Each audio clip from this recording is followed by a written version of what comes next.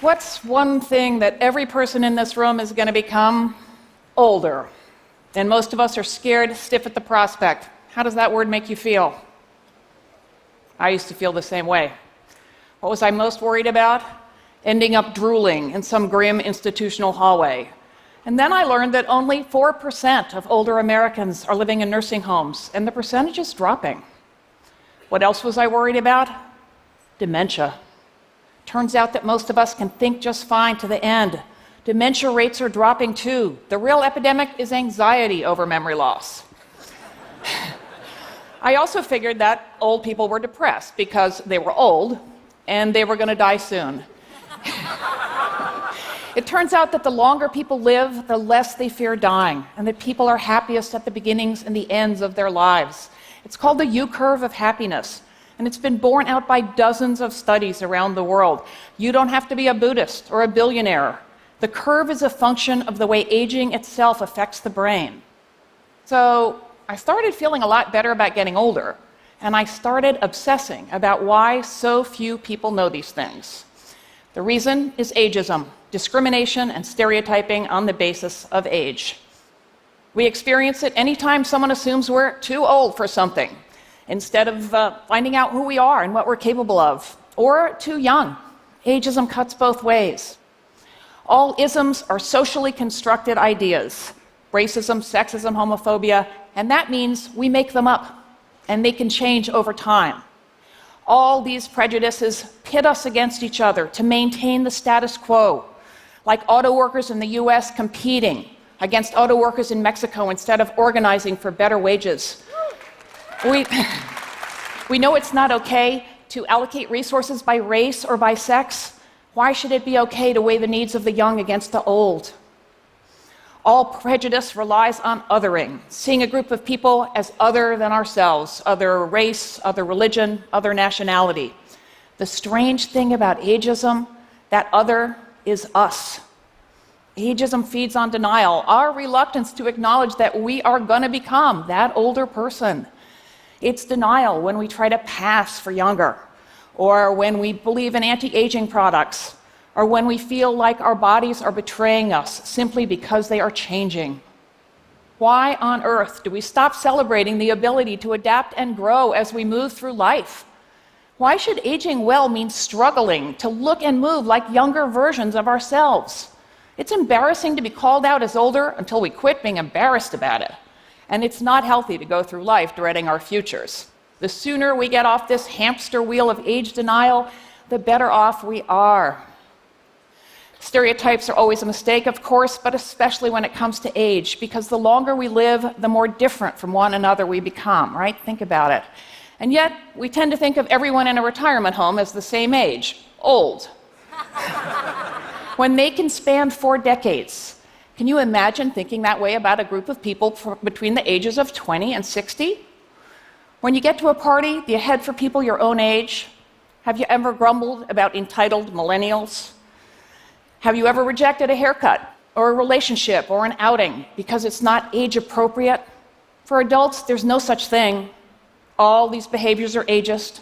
We all do them, and we can't challenge bias unless we're aware of it. Nobody's born ageist, but it starts in early childhood, around the same time attitudes towards race and gender start to form, because negative messages about late life bombard us from the media and popular culture at every turn. Right? Wrinkles are ugly. Old people are pathetic. It's sad to be old. Look at Hollywood. A survey of recent Best Picture nominations found that only 12% of speaking or named characters were age 60 and up, and many of them were portrayed as impaired. Older people can be the most ageist of all because we've had a lifetime to internalize these messages and we've never thought to challenge them. I had to acknowledge it and stop colluding. Senior moment quips, for example, I stopped making them when it dawned on me that when I lost the car keys in high school, I didn't call it a junior moment. Like I stopped blaming my sore knee on being 64. My other knee doesn't hurt, and it's just as old. We are all worried about some aspect of getting older, whether running out of money, getting sick, ending up alone, and those fears are legitimate and real.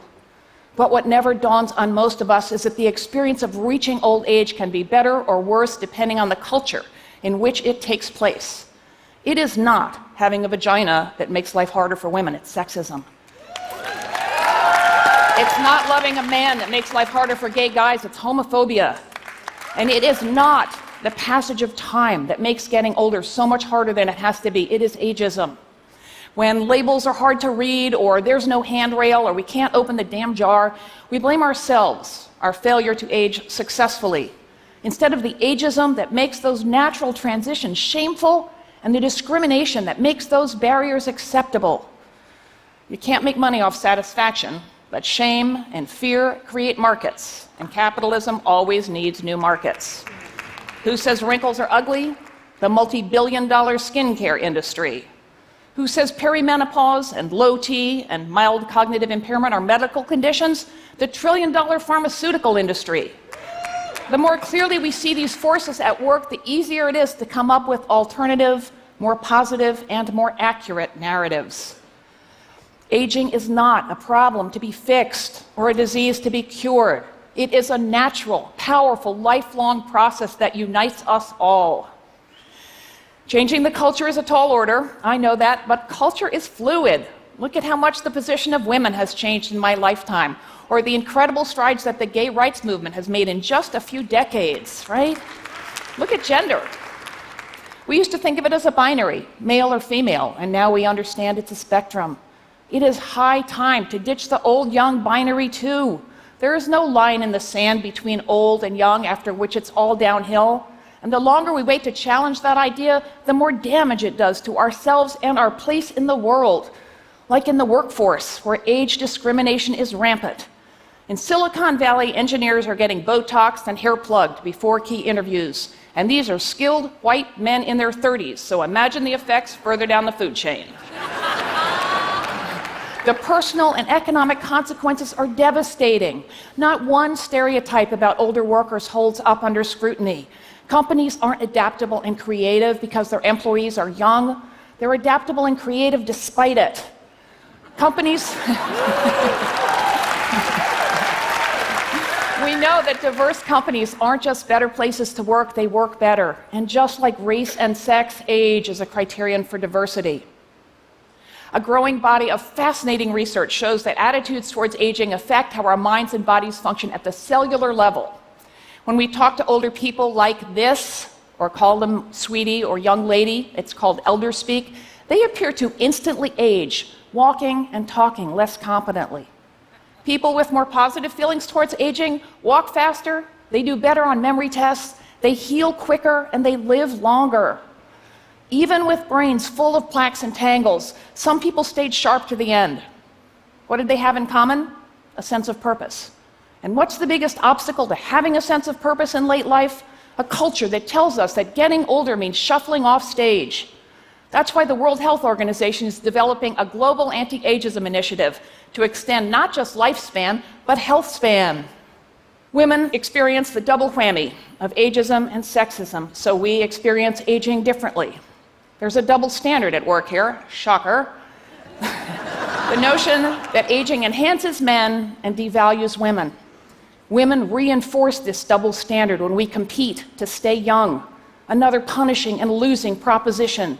Does any woman in this room really believe that she is a lesser version, less interesting, less fun in bed, less valuable than the woman she once was? This discrimination affects our health, our well-being, and our income, and the effects add up over time. They are further compounded by race and by class, which is why everywhere in the world, the poorest of the poor are old women of color. What's the takeaway from that map? By 2050, 1 out of 5 of us, almost 2 billion people, will be age 60 and up. Longevity is a fundamental hallmark of human progress. All these older people represent a vast, unprecedented, and untapped market. And yet, capitalism and urbanization have propelled age bias into every corner of the globe, from Switzerland, where elders fare the best, to Afghanistan, which sits at the bottom of the global Age Watch Index. Half of the world's countries are mentioned on that list because we don't bother to collect data on almost 2 million people because they're no longer young. Almost 2/3 of people over 60 around the world say they have trouble accessing health care. Almost 3/4 say their income doesn't cover basic services like food, water, electricity, and decent housing. Is this the world we want our children, who may well live to be 100, to inherit? Everyone, all ages, all genders, all nationalities, is old or future old. And unless we put an end to it, ageism will oppress us all. And that makes it a perfect target for collective advocacy. Why add another ism to the list when so many, racism in particular, call out for action? Here's the thing: we don't have to choose. When we make the world a better place to grow old in, we make it a better place in which to be from somewhere else, to have a disability, to be queer, to be non-rich, to be non-white. And when we show up at all ages, for whatever cause matters most to us, save the whales, save the democracy, we not only make that effort more effective, we dismantle ageism in the process. Longevity is here to stay. A movement to end ageism is underway. I'm in it, and I hope you will join me.